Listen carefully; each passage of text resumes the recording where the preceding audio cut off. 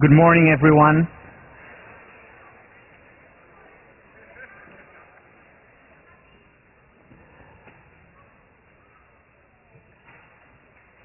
Hi. The semester has started officially today. I'm glad to see you here. Just a couple of announcements. Also, hi to the extension school students. Last time we said hi to New Zealand. Today we're saying hi to Ireland.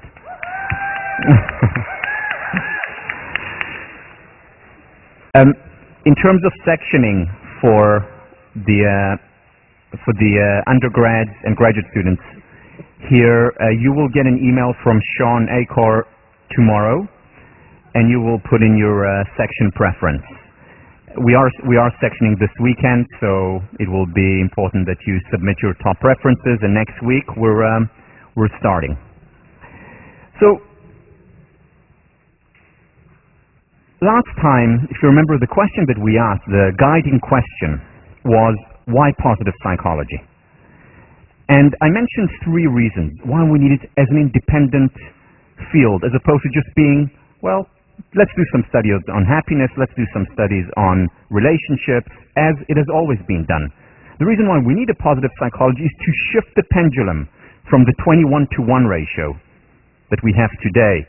For every one study on depression or anxiety, we have 21 studies on, for one study on happiness or well-being, we have 21 studies on depression and anxiety. And we want to shift that pendulum slightly. And I mentioned three reasons why we want to shift this pendulum, despite the fact that there are rising levels of depression around the world, that anxiety has become an epidemic globally.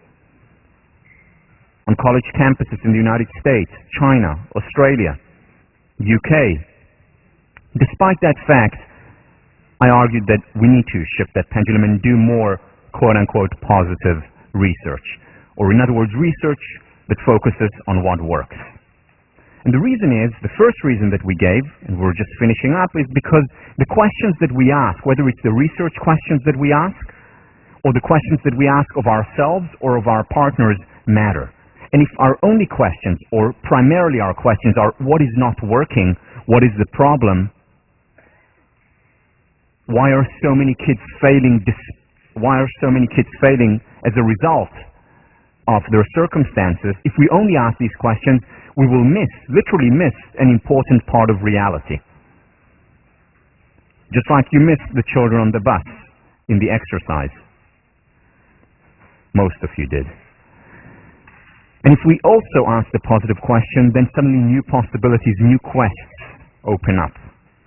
Just like they did for the researchers when they started to ask no longer why do so many individuals fail, but started to ask what do some individuals do and succeed?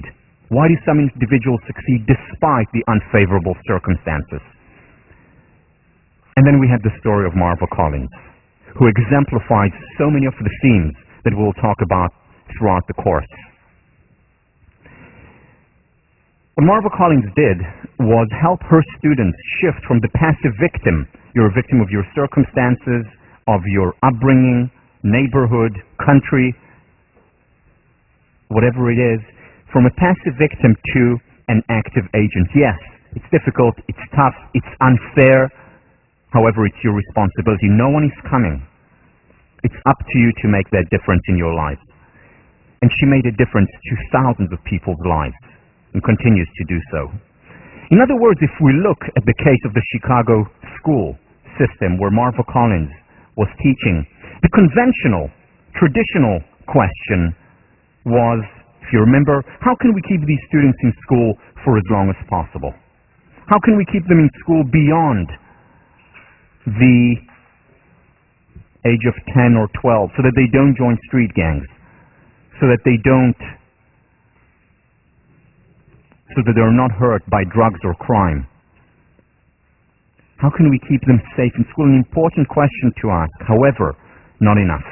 Marva Collins comes along and reframes the question. And her question becomes, how can we cultivate the seed of greatness in our students? And that, once again, made all the difference, because she saw the seed of greatness in each student. She saw the strength, the virtues in each single student.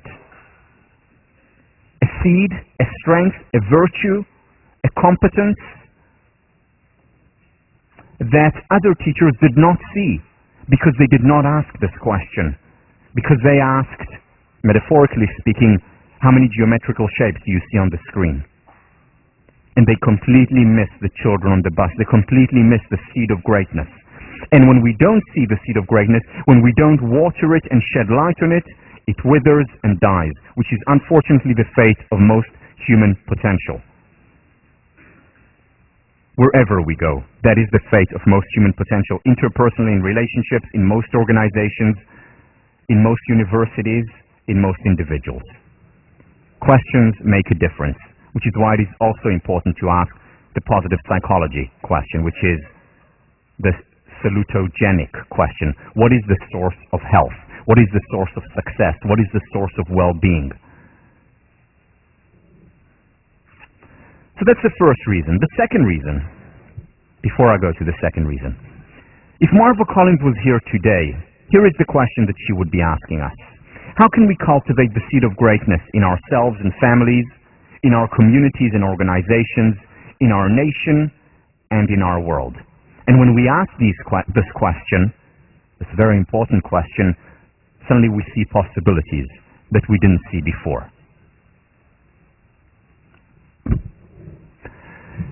Second reason for having positive psychology as a field of study and focusing on what works and focusing on researching happiness and relationships and well-being is because happiness does not spontaneously arise when we take unhappiness away.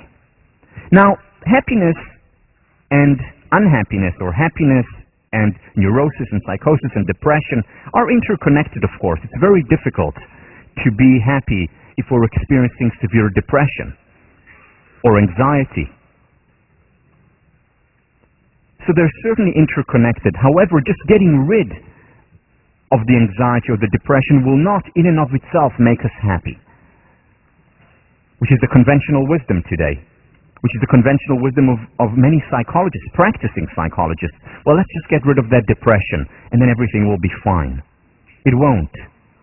The analogy to explain this is, think about the ability to enjoy food, a gourmet meal. Now, if we have indigestion, it is very difficult to enjoy food.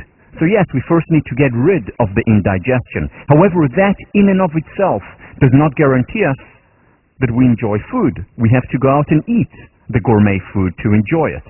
Just getting rid of indigestion is not sufficient. We need the next step. In many ways, you can look at most of our experiences, psychological affective experiences, on a continuum, where some of them fall below the zero, the negative experiences or the painful experiences, and the positive or the pleasurable experiences between the zero and the positive. Neurosis, anger, anxiety, depression, psychosis, to name a few.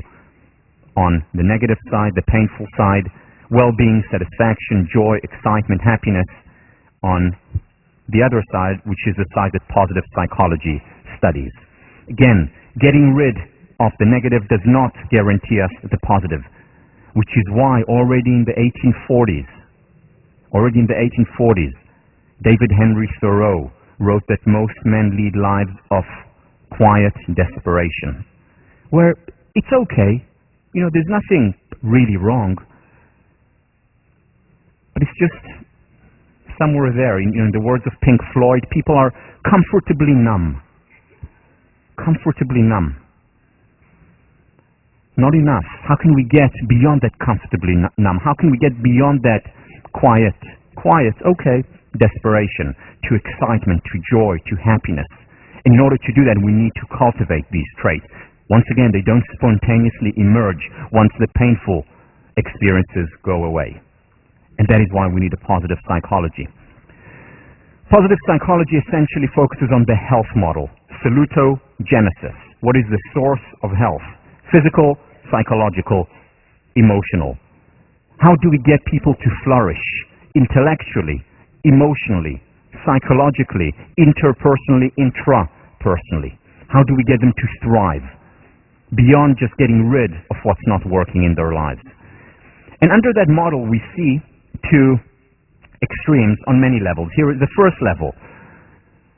Do we focus on weaknesses, which is what the disease model say, let's get rid of weaknesses, or do we focus on strengths? Well, when you ask people this question, and this was done by the Gallup organization, a poll, global poll, whether it's in Japan, China, United States, or Europe, most people think that it's more important to focus on their weaknesses if they are to succeed. Big mistake. The people who focus primarily, not only, remember the also, who shift the pendulum, who focus more on their strengths, are not only happier, they're also in the long run more successful. It applies to leadership as well. Positive psychology says let's focus also on our strengths, at least as much.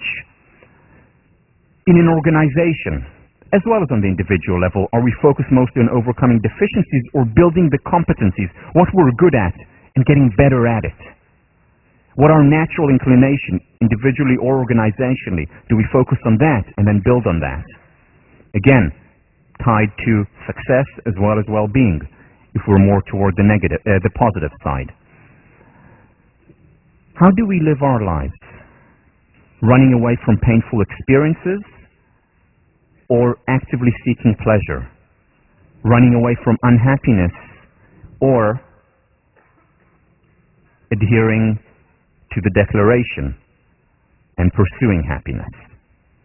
Now, that may look quite similar. For example, someone may be working 80 hours a week, running away from something, running away from issues at home, running away from dealing with intrapersonal issues.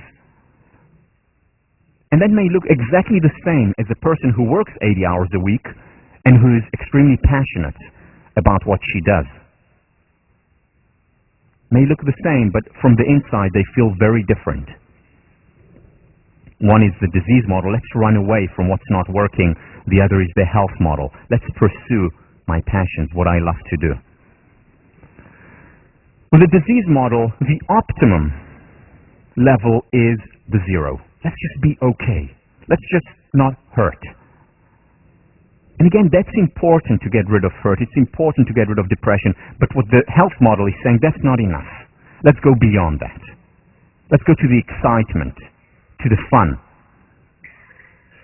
Because the ideal is not just a tensionless state, it is the creative tension. And we'll talk about it and we'll read about it when we do flow.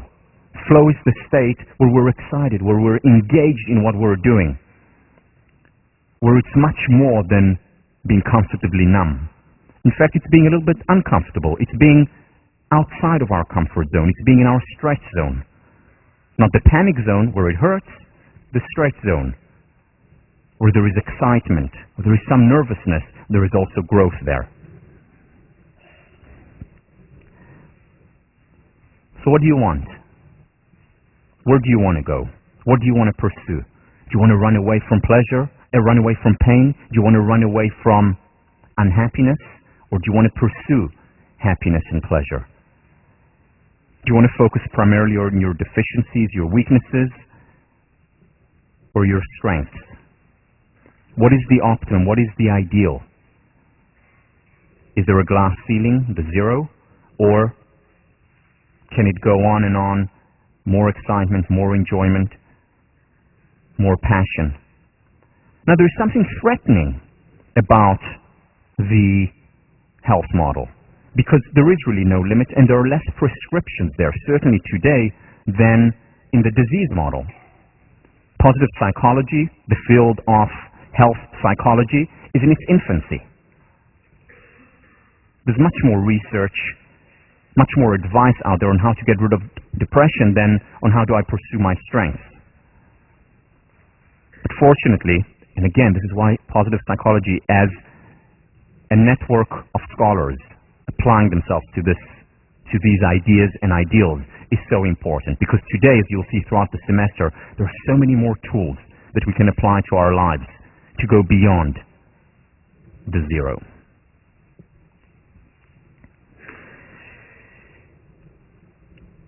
That's not all. So we said that there are three reasons. It's about where we focus. Focus creates reality. It's about happiness is not just the negation of unhappiness. The third reason why positive psychology is important is because positive psychology and the areas that we study, and more importantly, apply within the field of positive psychology, do not just take us from the zero to the positive. They also help us deal with the negative. They help us deal with anxiety and depression and painful experiences and emotions.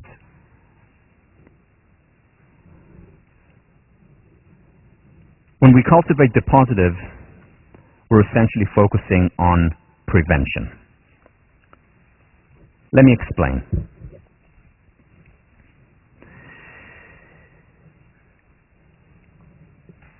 What has been found over the last 10 years and a little bit longer is that the most effective way of actually dealing with the rising levels of depression in our culture, with individual depression or anxiety, is actually not to focus on the depression and anxiety directly, but that is important as well. It was found that the most effective way of dealing with this phenomenon was actually to cultivate the positive, to cultivate personal strength, to cultivate and identify one's passions, to ask a question such as, what is meaningful to me in my life? What's my purpose? Why am I here? What do I really, really want to do once I graduate? People who ask these questions and spend time on these questions are much more likely to begin a quest that is not devoid of the painful emotions. No quest is. But a quest that is more enjoyable, more pleasurable, more meaningful, and also more successful, as it turns out. But more importantly, more successful in what I call the ultimate currency, which I think is the currency of happiness and well-being. The reason is because there are two different approaches to dealing with illness. One, the positive psychological approach, is that the illness is the absence of health, as opposed to health is the absence of illness. I mean, think about the disease model. The disease model is we're sick because we're ill, and did you listen to that? We're sick because we're ill. That was very profound. You should think about it for a while here. I'll let it time just to marinate a little bit so that you can... Let me start that again. If we take away the illness, then we become healthy. That's the model, the conventional model. Take away the illness, you become healthy, it's good. The positive psychological model is slightly different.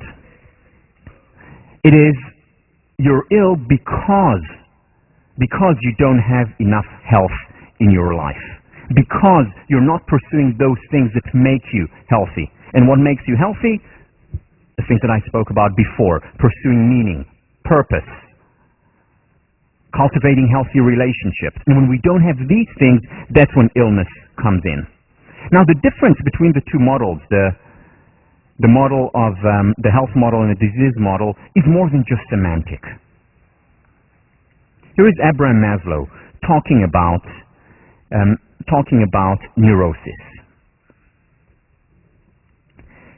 Neurosis is a falling short of what one could have been, and even one could say of what one should have been.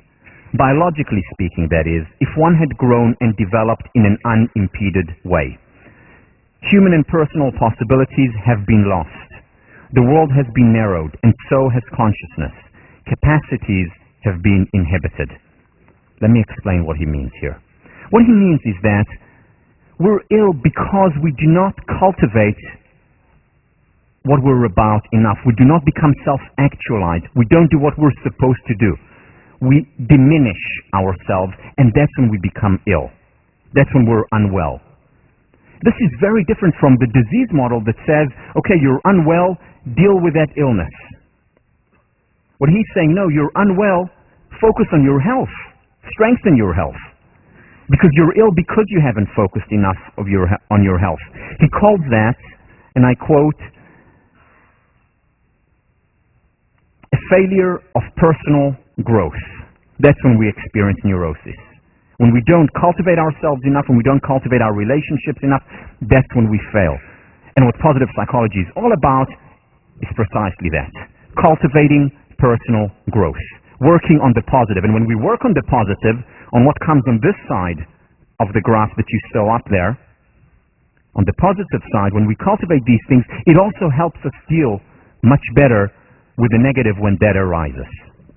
I want to quote Marty Seligman, who talks about precisely this idea. In the last decade, psychologists have become concerned with prevention. How can we prevent problems like depression or substance abuse or schizophrenia in young people who are genetically vulnerable or who live in worlds that nurture these problems? How can we prevent murderous schoolyard violence in children who have access to weapons, poor parental supervision, and a mean streak? Now he's asking this question, and the disease model response to this is, we need to help them deal directly with their depression and with their anxiety and with their unhappiness so that we can prevent all these social ills, whether it's violence, whether it's unhappiness. What he's saying here is the following.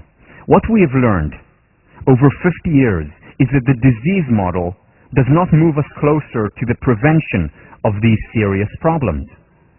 Indeed, the major strides in prevention have largely come from a perspective focused on systematically building competency, not correcting weakness.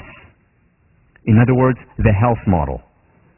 Let's work on competencies. Let's work on strengths. Let's work on relationships. Let's help them identify something meaningful in their life, their passion. And that's how we will, over time, also help what comes on the negative side. Health model versus the disease model that goes directly to deal with the disease. Now again, Seligman is not saying to the exclusion of. He's saying also. He continues. We have discovered that there are human strengths that act as buffers against mental illness. Courage, future-mindedness, optimism, interpersonal skill, faith, work ethic, hope, honesty, perseverance, the capacity for flow and insight, to name several. We've shown that learning optimism prevents depression and anxiety in children and adults, roughly halving their incidence over the next 2 years. Similarly, I believe that if we wish to prevent drug abuse in teenagers who grow up in a neighborhood that puts them at risk, that the effective prevention is not remedial. Rather, it consists of identifying and amplifying the strengths that these teens already have. It's exactly what Marva Collins did. Focus on the health and cultivated that. Watered it and shed light on it and realized it. We'll talk about all these ideas throughout the course. What the health model does, this is a theme that will go throughout the course, is cultivate capacity. It cultivates the capacity to deal with the negatives when these arise, whether it's negatives and painful experiences in relationships or in ourselves. What does that mean? What does that mean? Well, let me draw on two analogies. Cultivating capacities is about creating a strong psychological immune system. These are the words of Nathaniel Branden. Psychological immune system. What happens when we have a strong physical immune system? Does it mean that we don't get ill? Of course not. We do. But it means that we get ill less often, and when we do get sick, we recover more promptly. This is exactly what cultivating strength, optimism, sense of purpose, meaning, mindfulness, this is exactly what these characteristics do. They enlarge, transform the way we see, the way we experience the world, enlarge the capacity of the form, and thus we're better able to deal with inevitable difficulties. And there are inevitable difficulties. No life is completely immune to those. So strengthens our immune system. Another analogy that we can use is of an engine. If we have a small engine and we have to pull a car up a steep hill, a difficult hill, the engine is more likely to collapse, to blow up. Whereas if our engine is large, we're much more likely to get up that hill and to do it more gracefully with relative ease. So what we're doing when we cultivate the positive, we're strengthening our, metaphorically speaking, psychological engine, and we're better able to deal with the negative to zero. Not to mention the fact that we're also able to become happier, because happiness does not just come spontaneously when we negate unhappiness. I want to go back to our local village. So remember last time I put up the article by the Crimson. That was, unfortunately, couldn't find a more recent one. That was in 2004. But the situation is rather similar today. And one of the things that the Crimson article says is that we need to put more resources into mental health at Harvard. And that's important, I agree. However, that's only part of the picture. What we also need to do is put the resources in some different places as well, not only, as well. Because it's not just enough to put it in the resources in places that help us deal with our depression and anxiety and unhappiness directly. It is also important to put these resources in places that help us cultivate capacity. The capacity to deal with these difficulties and hardships when they will arise, and they will arise. In other words, there has to be more resources put in places such as helping students identify their passions when they come here, helping students identify their sense of meaning in life, helping students identify what they really want to do, helping students overcome the pull, the external pull that is often there, taking them away from their core, helping them chip away those limitations, those voices, helping them identify who they really are, helping them identify their strengths, and then pursuing those while here at Harvard. All these capabilities, all these skills are skills that are mostly, and I'm not just talking about Harvard, globally, are not taught in schools. And we need to teach them. This is not to say that what is going on at Harvard with the numerous resources that we do have here is not important. It is very important. Just a small example, the Bureau of Study Council. I don't know how many of you have used that resource. I've used it as an undergrad. I still use it. Now I'm doing some work with them. Did some work with them last year, and they're wonderful. And at the same time, we also need to cultivate the positives, to think more of the zero to the positive side of the equation as well.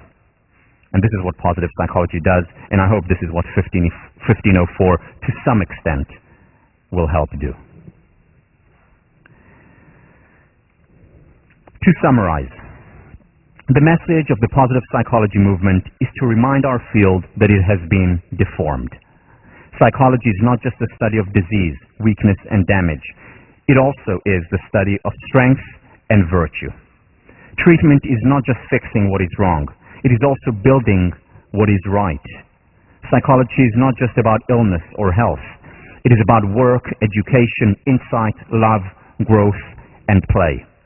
And in this quest for what is best, positive psychology does not rely on wishful thinking, self-deception, or hand-waving. Instead, it tries to adapt what is best in the scientific method to the unique problems that human behavior presents in all its complexity. It's about bridging the ivory tower and Main Street in the area which I believe is the most important one and talks to each and every one of us.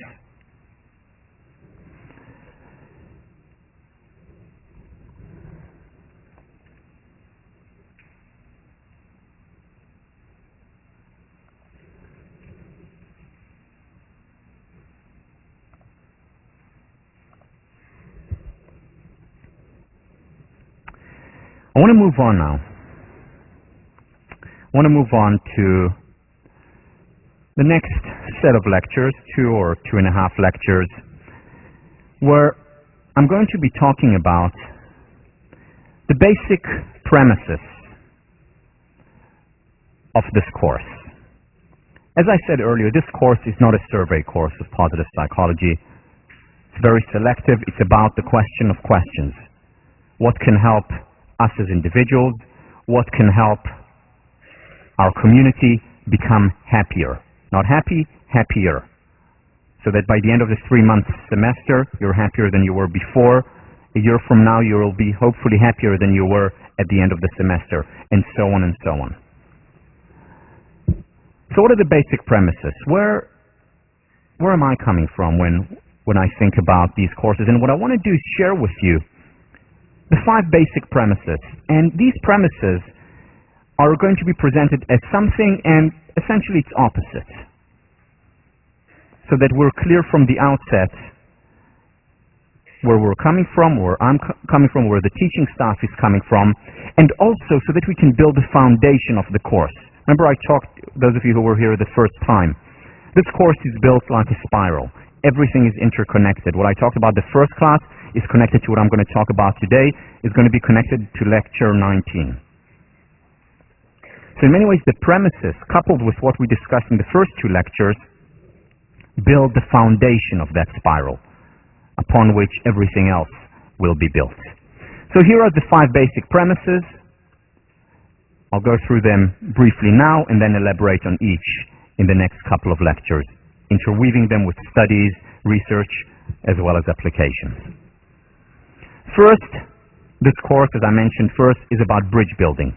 Bridge building among disciplines, it's eclectic, and bridge building in terms of academia and Main Street, rather than the division and the separation, the specialization that very often is dominant in academia.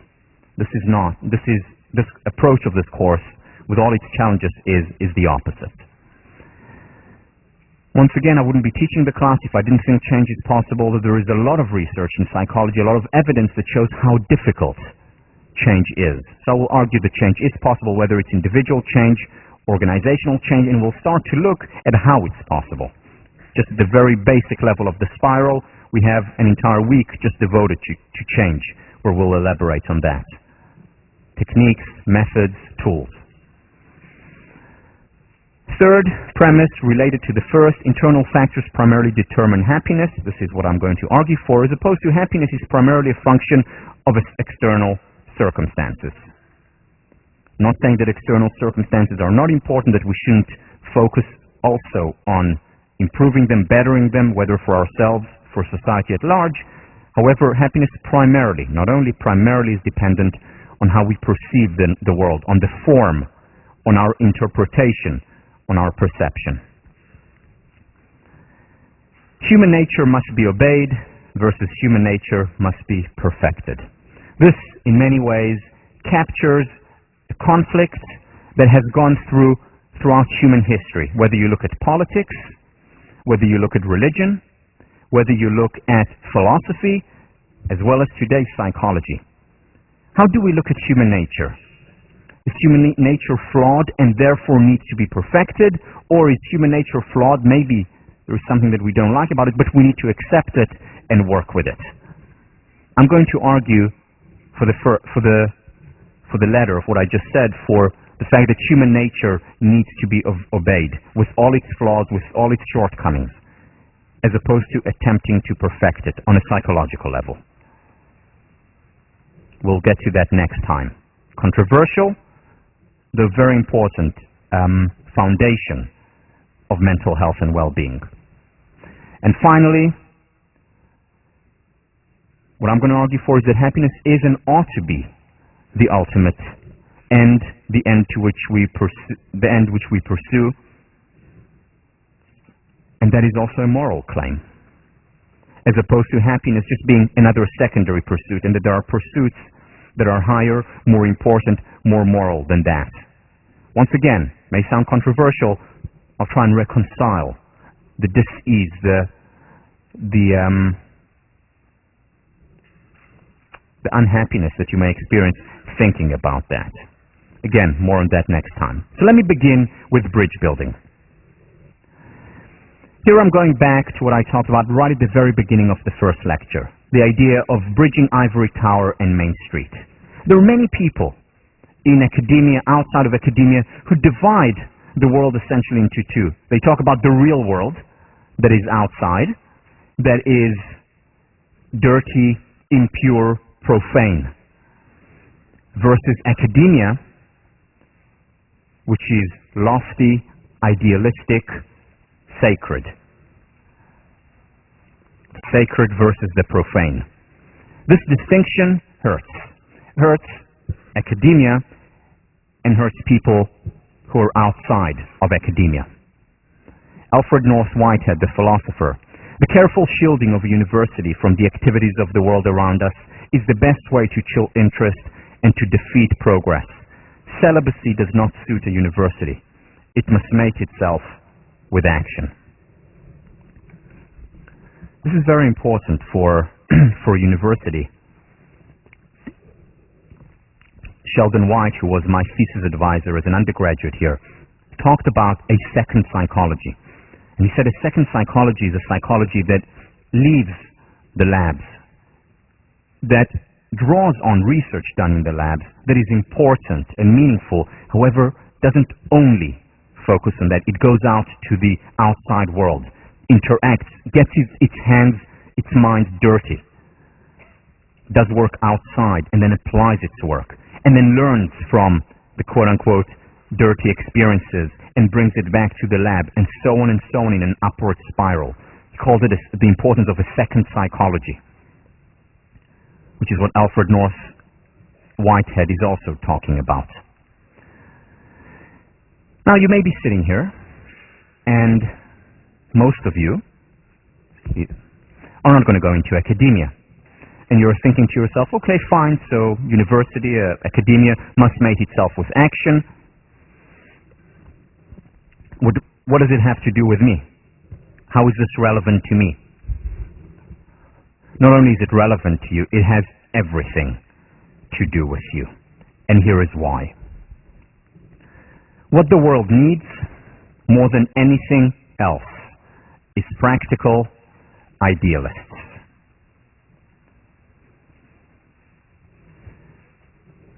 For 6 years, I was a resident tutor in Leverett House when I was a graduate student, and then also when I started to teach. And what struck me most about conversations that I had either in Leverett, in other houses, with students is their sense of mission, your sense of mission, your desire to do good, to make the world a better place. And as I followed many of the students after they graduated, whether students who were with me here as undergrads or students whom I tutored, when I followed the path, it wasn't just empty words. These students went ahead and did wonderful things, whether it was right out of college, whether it was once they established themselves. But there was always this in the back of their mind, very often the fore of their minds. How can I make this world a better place? Passionate, idealistic, good, in the deepest sense, good. This desire to make a difference, common to just about all students.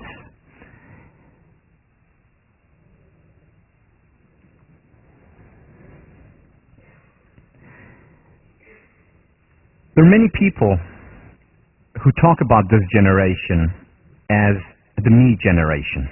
All I care about, all this generation cares about is, well, let me just make more money, let me just get a bigger house, let me just be more successful and accrue more accolades, more prestige. This is a false stereotype. Yes, accolades, prestige, money is important. It's important to most people in the world. Big deal. But with these people who have these stereotypes, where they err is that they see just that, and they don't see the desire to make a difference. You know that 1,800 students at Harvard each year, above 1,800 students, are members of PBHA. That's not all. There are other students who are outside PBHA and who volunteer. Just about every single one of you, at least if we look at statistics, just about every single one of you, very soon, after you leave Harvard, will join an organization, whether it could be your primary job or not, an organization that is a social enterprise, a not-for-profit, something to better the world. You'll be on boards of such organizations. You'll donate money to such organizations. Harvard grads are generous with their time, with their money, with their efforts. Whether they're at the business school, the law school, college, med school, ed school, you give a lot because you care. Again, whether it's money, whether it's time, usually both. False stereotypes. There's also false stereotypes about Americans. Americans, empirically speaking, just like speaking empirically about Harvard students and looking at the trends and the statistics, empirically speaking, Americans are the most generous people in the world. Not just because they have more money to give. Yes, Americans have more money to give, and they give a lot more money. Whether it's in food, whether it's in medical aid. Americans also spend the most time, and this is research done at Dartmouth, Americans spend the most time out of any other people in the world volunteering, an average of 4 hours a week. Volunteering outside of their job, which may also have a social objective, more than any other people in the world. Once again, false stereotypes about this wonderful country. And this is wonderful. This is wonderful to see, wonderful to be here. Whether it's at Harvard, whether it's in America, a real privilege.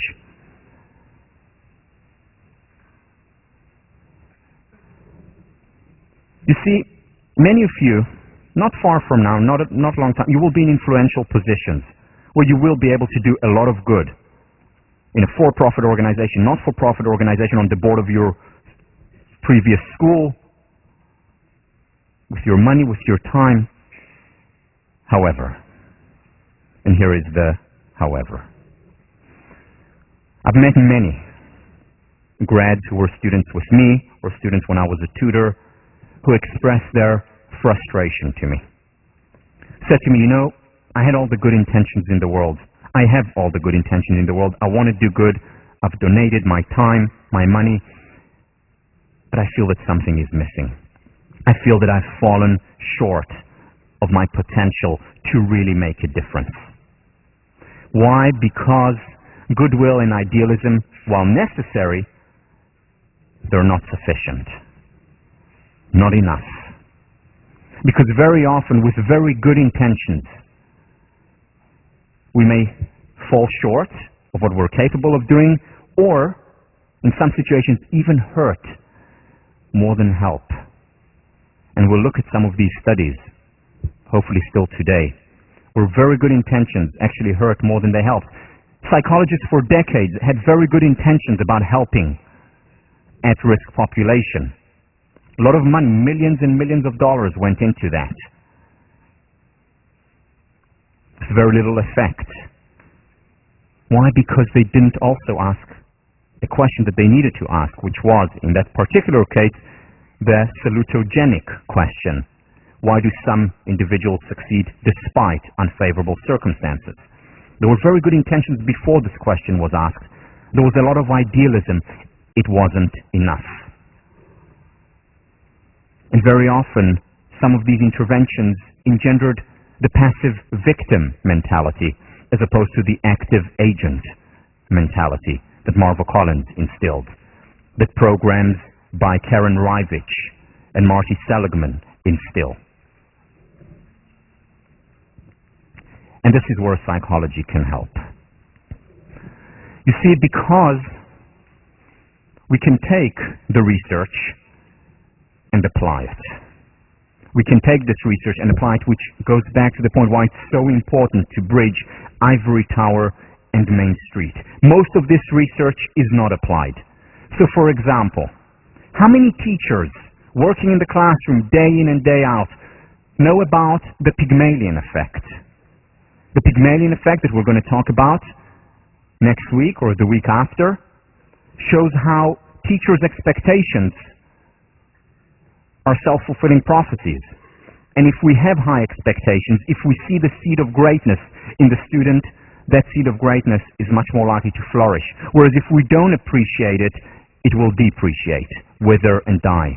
Not many teachers know about these studies and how they create, through their beliefs, a self-fulfilling prophecy when it comes to their students.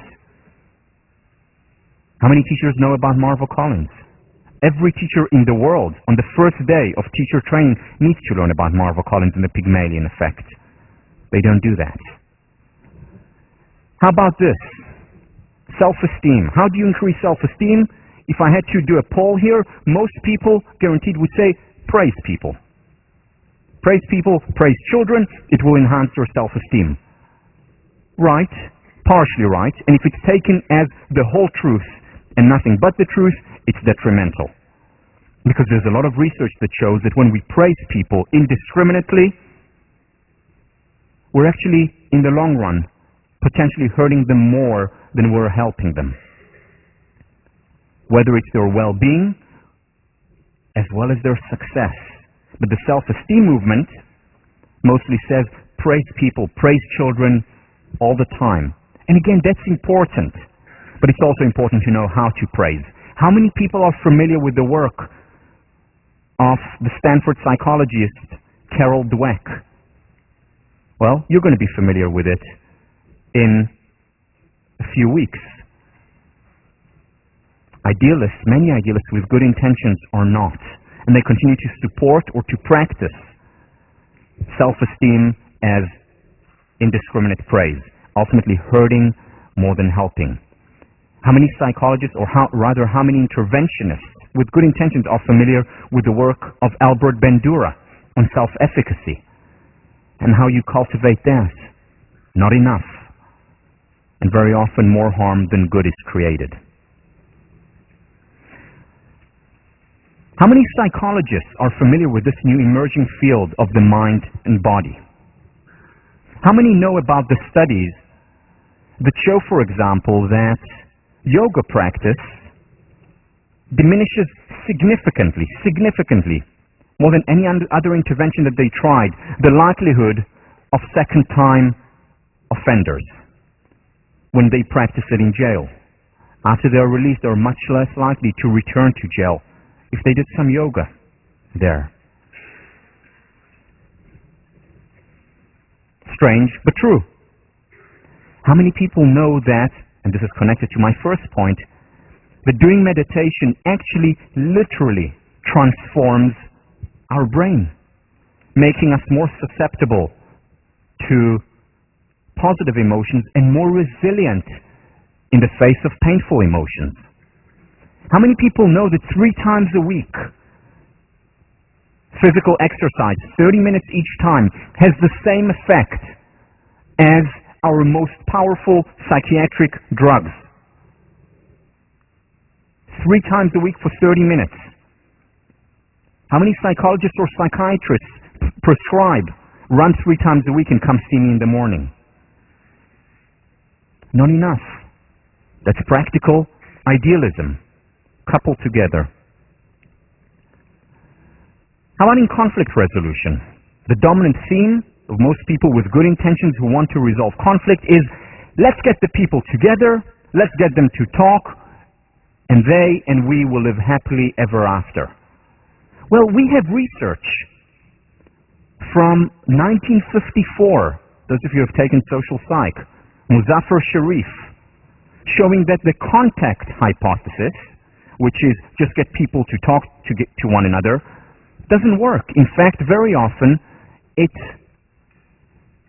worsens the situation. Very often the conflict actually gets worse as a result of just getting together and talking. That contact is not enough. That what you need, in the words of Muzaffar Sharif, and later elaborated on by Elliot Aronson, what you need is a superordinate goal. A goal that you have to carry out together, that you cannot do by yourself. Carry out together with a conflicting group. And that's how, over time, you resolve conflict, not just bringing people together. Now, as you can imagine, this is very close to home for me. Because there were many people on both sides of the Arab-Israeli conflict who wanted to end it. Many people in this country who wanted to end it. So what did they do? Let's just get them together. Let's get them in a room, whether it was in Camp David or whether it was in Oslo or in Egypt. Let's just get them together to talk, to resolve their conflict and the issue, and then we will all live happily ever after. What happened? The situation worsened. Now, we have the data. We've known that. You know, Muzaffar Sharif showed that in 1954 that is the most likelihood outcome of just contact hypothesis, of just getting them to be together. And there were many people trying to resolve the conflict, again, not just in the Middle East, elsewhere in the world, with very good intentions, but very often making inadvertently the matters worse. Idealism and good intentions are not enough. We need to merge, to mate the research with the practice. And this is where you come in. This is where you come in, taking it seriously. Now, when I say take it seriously, there is a problem here because sometimes research doesn't deliver good news. It would be much easier and nicer if we could just simply get Israelis and Arabs together and the conflict would end. It would be much nicer, easier, smoother.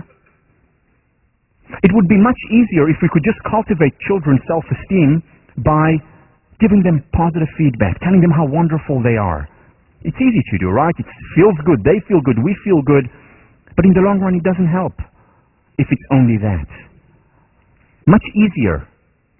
And research very often delivers bad news, saying it's not enough, the contact. It's not enough to praise.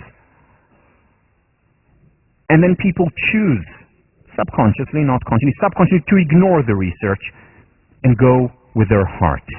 And that's important to go with the heart, but it's important to go with the heart and the mind.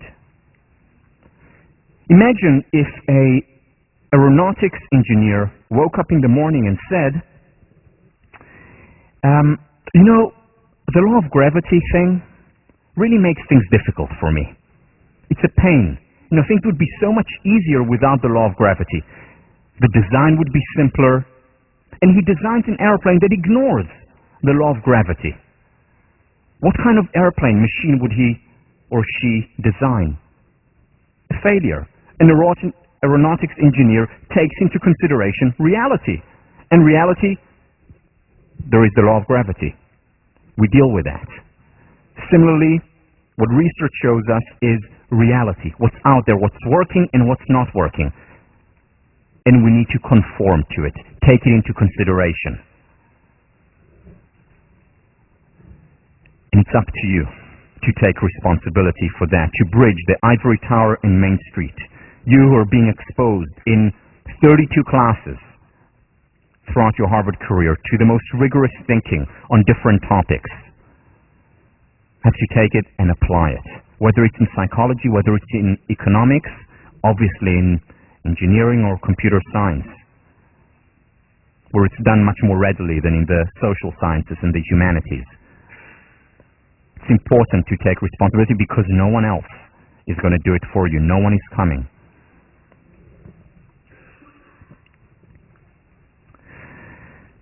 Premise 2.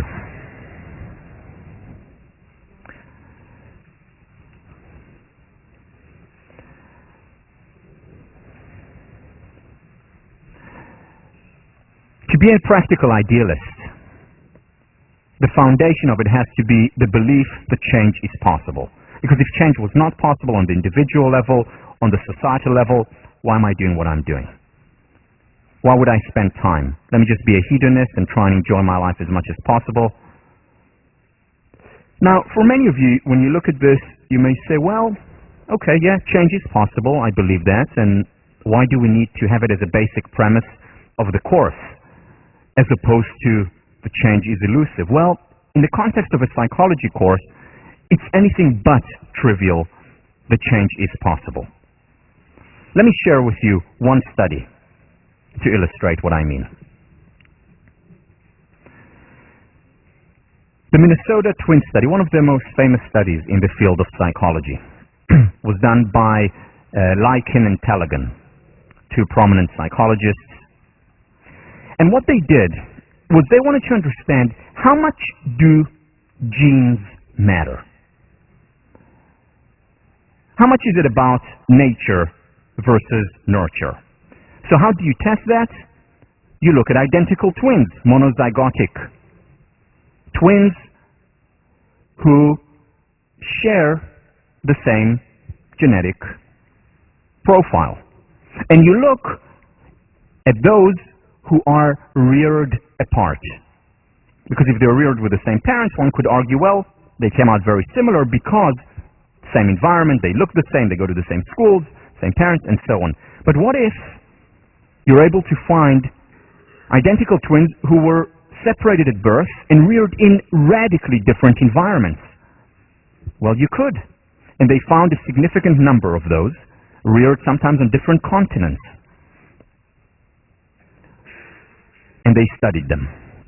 And what they found, remarkably, was significant similarities among these twins, sometimes to the point of the unbelievable. Like one set of twins, I think the name was, found a wife with the same name. They were reared different countries.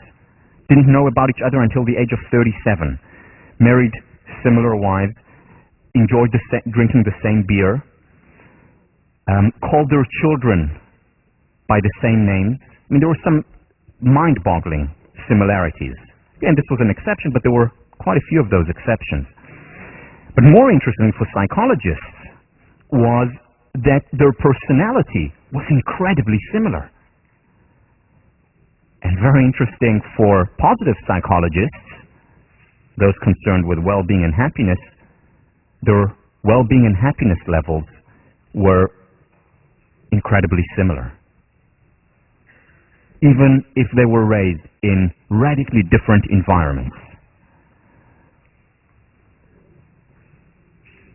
Lycan and Tellegen published a paper, a very influential paper in the 80s, which they called Happiness as a Stochastic Phenomenon. Happiness as a stochastic phenomenon. And they end this paper with the following quote: "It may be that trying to be happier is as futile as trying to be taller, and is therefore counterproductive." This quote made me very unhappy on two accounts. This was a very influential quote. I mean, this appeared in the New York Times. They talked about it on television. They were interviewed. Very problematic, because what are we doing here? If this is the outcome of research, and rigorous research that they did, I mean, not easy research to go and look around the world, what can we do about it? Well, here is my response to that. Very simply, change is possible. And again, don't take my word for it, of course. Let me discuss that further, elaborate. There is counter-evidence where people actually do change. And we have research showing that people going to therapy very often change as a result of therapy. Work by Albert Bandura, Stanford psychologist, shows that very often people encountering one special sentence, reading it or hearing it from something, that sentence can change their lives. Reading a certain book, having certain experiences, positive or painful experiences. There is this concept of post-traumatic stress disorder, PTSD. There is also the concept of post-traumatic growth. So people change up or down in their levels of happiness as a result of experiences. So there is counter-evidence that shows that not everyone's level of well-being is determined by their genes. In fact, there is research that shows that yes, genes do matter, and they matter a lot. But as we'll talk about during the week on change, other things matter as well.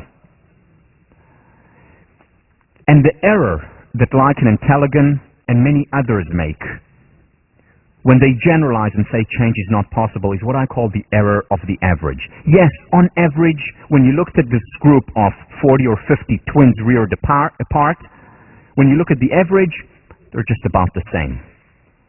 However, that's not looking at individuals because, while many of them are the same, not all are the same. You know, it reminds me of a joke about the statistician who drowned in a pool with an average height of 10 inches.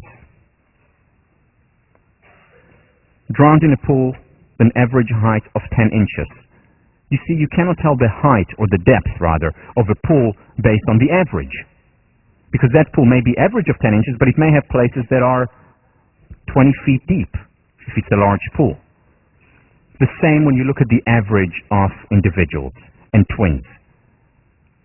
The majority, or on average, they're extremely similar, but there are also outliers.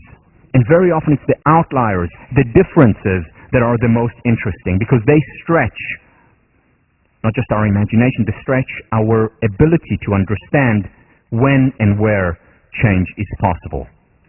The question when we see exceptions, whether it's the Lichen and Tellegen study, where we do see exceptions, not all twins were the same, majority were, but not all. The question is no longer whether or not change is possible, but rather how is change possible. Once again, the exception proves the rule. And the research that argues that it's not possible to change is detrimental. Think about an 8-year-old girl who's very unhappy and then reads in some magazine about that study, saying that basically your genetic set point, what you're born with, is there for life. And she's unhappy and she feels anxious and miserable as an 8-year-old, and she says to herself, that's it, that's my lot in life, I was born unlucky. And that very often becomes a self-fulfilling prophecy, and she remains unhappy, and sometimes it even makes her less happy than she was before, because now she's also helpless. Change is possible. You know, I often say that I'm the right person to teach positive psychology. Why? Because I wasn't born with quote-unquote happy genes.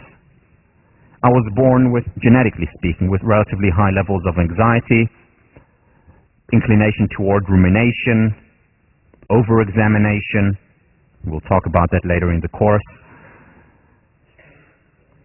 I went into positive psychology, into the field of psychology, as I mentioned in the first lecture, because I was unhappy here. And over time, as a result of many of these studies, a result of examination, a result of asking also the right questions, I have become happier. So on a personal level, I know it's possible to become happier. Now, I'm happier today than I was 15 years ago when I started. I hope to be happier 15 years from today than I am today. It's a lifelong process, but it is possible, and many people show that it is possible. And those who argue that it's not possible and use science to argue for that very often are hurting more than helping the field. Now, by the way, Lichen and Tellegen were interviewed recently in Times Magazine issue on happiness. And let me quote to you what they said. This is in 2005, Lichen. I made a dumb statement. It is clear that we can change happiness levels, up or down. So they went back on their statement. You know, it was a sensationalist statement at the time. It certainly is possible. So how do we do research that's more responsible, that does not lead to detrimental results, and at the same time, true? You know, we don't want to invent research. Research is about identifying things that really happen in reality. So one of the first things that I will argue for in terms of healthy research is let's also focus on what is working. That's the first thing that we discussed in the past lecture. The second thing that I will argue for, in addition to studying what works, is also to study the best. What do I mean by that? So it's not just let's study what makes people happy. Let's not just study happy people. Let's not just study what makes happy relationships and good relationships. Let's study the happiest people. Let's study the most successful relationships and learn from that. Now that is a radically different approach than studying just the average. Because what I'm saying here is let's not study the average. Let's study the top 5% so that we can understand a phenomenon better. The person who talks about this is Abraham Maslow when he talks about growing tip statistics. Let me read to you. This is taken from his book. What this kind of research design means is a change in our conception of statistics, and especially of sampling theory. What I'm frankly espousing here is what I've been calling growing tip statistics, taking my title from the fact that it is at the growing tip of a plant that the greatest genetic action takes place. What he's saying is that let's study the sages, the saints, the extraordinary people, the arrowhead, so that we can understand and realize the potential in all people. Let me quote him in greater length. This is very important, which is why I'm doing it. If we want to know how fast a human being can run, then it is no use to average out the speed of a good sample of the population. It is far better to collect Olympic gold medal winners and see how well they can do.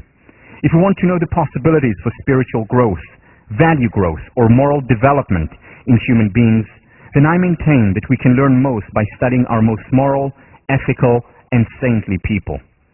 On the whole, I think it is fair to say that human history is a record of the ways in which human nature has been sold short. The highest possibility of human nature has practically always been underrated.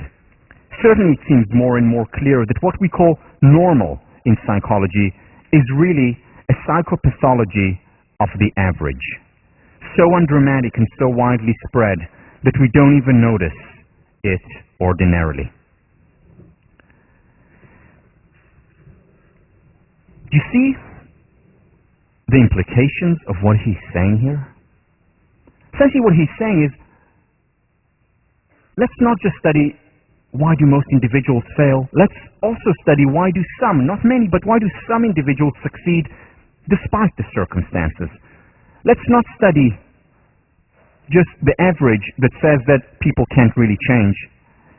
Let's study those people who have changed, who have literally transformed their lives and the lives of those around them. This is a radical approach to research. This is a radical approach to the search, to studying ourselves as well. Because very often if we only study the average, we only see the average, we only see the geometrical shapes and completely miss the children on the bus. And very often the answer to some of our most pressing questions lies in the extraordinary, lies in the children on the bus.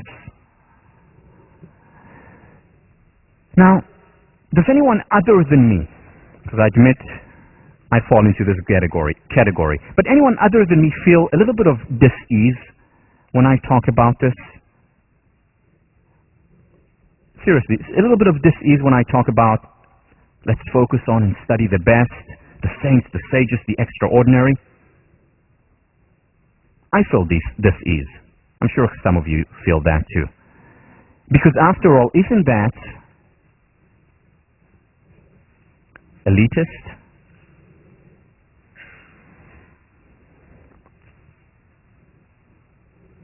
Shouldn't we study the average because we're concerned not just with the elites, we're concerned with the average? So there are two answers to that. Why I still maintain, and I must admit, I still feel some dis-ease every time I teach this, every time I think about this. And then I think to why it is so important to study the best, why the growing tip statistics is such an important approach to research that I encourage my students to carry out. First of all, because it's not to the exclusion of the average. Just like positive psychology does not say, let's exclude what's not working, let's exclude study of pathology. Similarly, growing tip statistic is not saying let's not study the average. It says let's also study the best. So this is the first thing to alleviate the concern of elitism. But the second issue, the second response, is even more important. Because everyone benefits when we study the best. And the quote-unquote average, whatever that means, the quote-unquote average benefits even more than the best from this kind of studies. Why? For example, the study of resilience. We could have gone on and studied the average at-risk population for decades and centuries. And very little advances would have been made. Very little advances were made. It was only when we started to study those quote-unquote best examples, those successful kids, those quote-unquote super kids, as they were initially named. It's only when we started to study those that we actually understood how we can best help that population. And once we applied what we studied, the resilience issue, everyone benefited and continues to benefit from it. That's an example of growing tip statistic research. Or how about the study of meditation? So I want to study how to meditate. Do I go out to Harvard Yard and take a random sample of sophomores to study meditation? Or do I go to a mountaintop in Tibet and study the people who have been doing it for decades? Of course I go and study them, and this is exactly what psychologists did. And they studied their brain, and we'll talk about it when we talk about meditation, and they illustrated how the brain is transformed through meditation. And psychologists like John Kabat-Zinn and Richard Davidson and Herbert Benson were able to take what they learned from these extraordinary, best individuals and apply it to other people's lives, so that now I benefit from meditation when I do it for 15 or 20 minutes a day, and millions of other people. The average benefits a great deal because of the study of the best, of the growing tip. How about relationships? Can you imagine a study of relationships throughout human history that focuses on the average? What's the average relationship in human history? The average relationship in human history is one in which the woman is subjugated. That's the average relationship in human history. Now, what if we just studied that? Would that be helpful? No, it was when people like John Stuart Mill, who studied his relationship, which was at the time extraordinary, realized the potential of what all relationships can be, that he wrote his book on the subjugation of women. One of the most important books of the 19th century that has led to the feminist movement and to the equality movement. But what if we only studied the average? Would that have helped relationships? Not at all. How about teaching? What do you want to do in order to learn about teaching? Go and study the average teachers, or go and study Marva Collins and then apply what Marva Collins does to all teachers? Everyone benefits when we focus on the tip of the stem, and this is why Maslow said that human nature and human potential has been sold short when we only study the average. It's also about studying our personal best, not just other people's best. Whether it's our personal best experiences, because if we study our best experiences when we were at our happiest, when we were at our most successful, when we thrived the most within the relationship, we can learn from it and apply it to our future as well. When we study our average, we're describing our life. When we're studying the best within ourselves, we're potentially prescribing. Maslow again. Few in number though they be, we can learn a great deal about values from the direct study of these highly evolved, most mature, psychologically healthiest individuals, and from the study of the peak moments of average individuals moments in which they became transiently self-actualized. If we learn from these experiences in ourselves, the question is no longer whether or not it's possible to experience it more and more in our lives. The question is, how is it possible to experience it?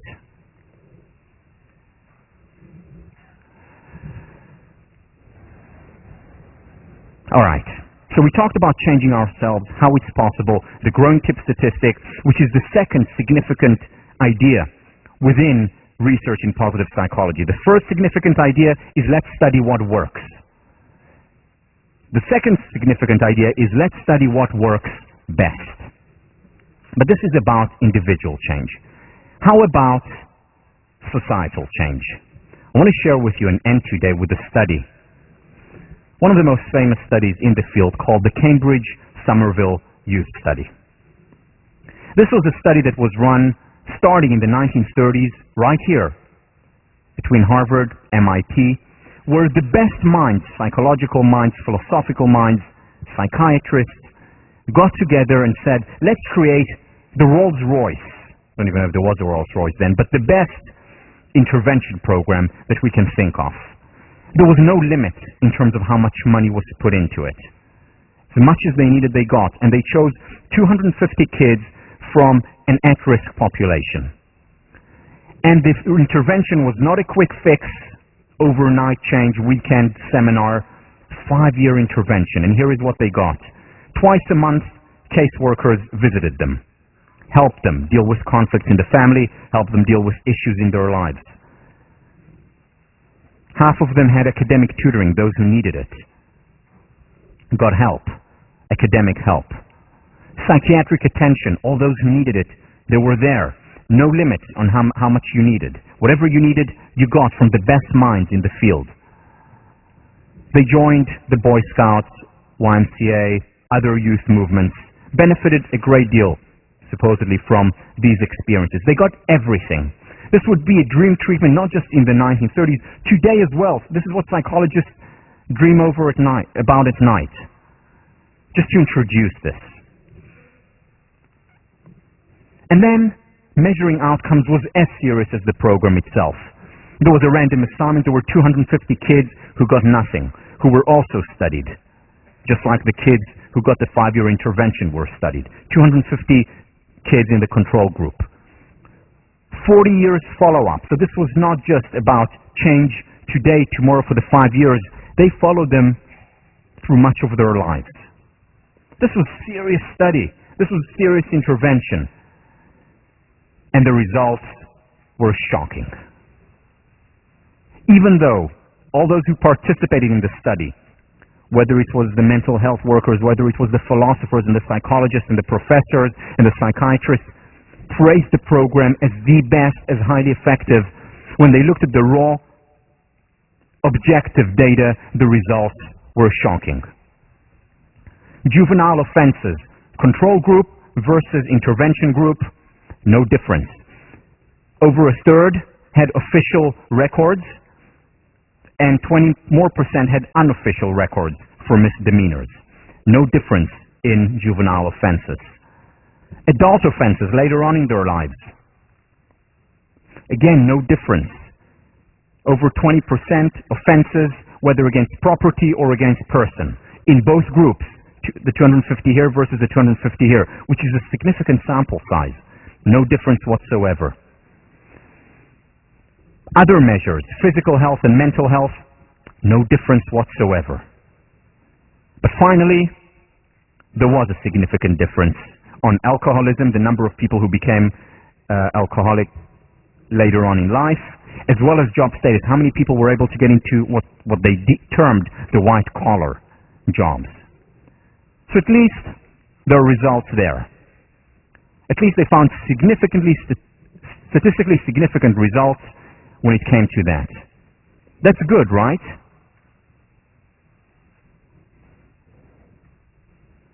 Not at all. Because these results were quote-unquote in the wrong direction, meaning there were more alcoholics in the intervention group than in the control group. There were more people in the control group making it quote-unquote at work raising their status at work than in the intervention group. In other words, the intervention did more harm than good. Idealism, good intention, a lot of money, wasn't practical. Now, many people who look at this study, this is a seminal study. There are very few studies in the history of psychology that were that serious. They say, well, societal change is probably not possible. Give me 1 minute, and I'll finish. Societal change is not possible, they say. Is it? Well, first of all, there are exceptions, and when we have exceptions, that proves the rule. There are programs that actually work. Whether it's the work, again, of Karen Rivich and Marty Seligman from UPenn Resilience Program. Whether it's Marva Collins, who's certainly an exception, who shows how interventions work. And it's interesting to think about the difference in what Marva Collins does, where she doesn't give the students a sense of entitlement, where she praises them, but she gives them hard love as opposed to a free lunch, where she doesn't label them as needy, and the study perhaps labeled these kids as needy. There are many differences, but the key is to study this exception and for practical idealists to come together and to say, what is working? Let's study the best. Let's study what works and then apply it. Let's spread the word. Let's do what Maslow talked about back in the 1950s. What he suggested is a Manhattan Project type attack upon what I consider to be the truly big problem of our time, not only for psychology, but for all human beings with any sense of historical urgency. The Manhattan Project, when they created the atomic bomb, and whether or not you agree with the Manhattan Project normatively, positively one second, I'm almost done. Positively, what they did there was bring together the best minds, Oppenheimer, Szilard, Fermi, Feynman, Bohr, brings them together with a mission of saving the free world. And again, whether you agree or not with the project is beside the point. It was the greatest, positively speaking, scientific project in history where their minds got together. And this is what Maslow is suggesting that psychologists do. This is also the aim of positive psychology, no less than this, to get people around the world to think about these problems, these issues. Practical idealists who will study what works, who will study the best, and through that, make a difference. I'll see you next week.